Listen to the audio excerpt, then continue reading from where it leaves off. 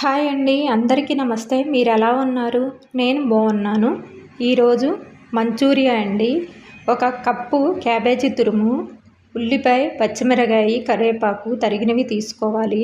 ఒక గిన్నెలో క్యాబేజీ తురుమును వేసుకోవాలి. ఒక గంట మైదా పిండి, ఒక గంట కార్న్ఫ్లవరు, చిన్న స్పూను సాల్టు, కొద్దిగా సోడా ఉప్పు, కారము,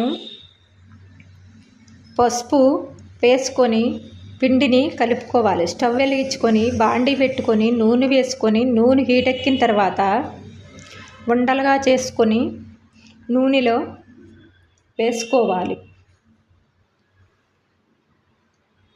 నూనెలో బాగా వేగనివ్వాలండి. రెండు వైపులా తిప్పుకోవాలి.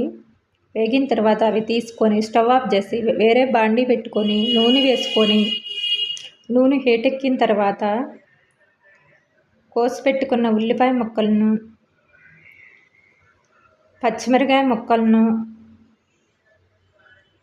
కరివేపాకును వేసుకొని బాగా వేగనివ్వాలి.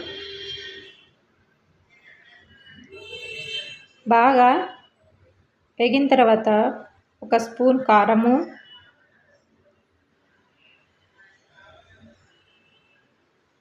చిన్న స్పూన్ పసుపు,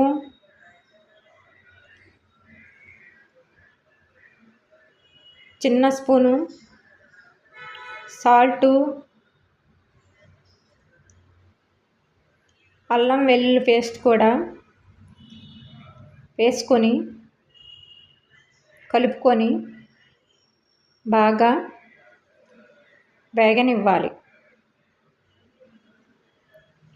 వేగిన తరువాత టమాటా సాస్ను వేసుకోవాలి.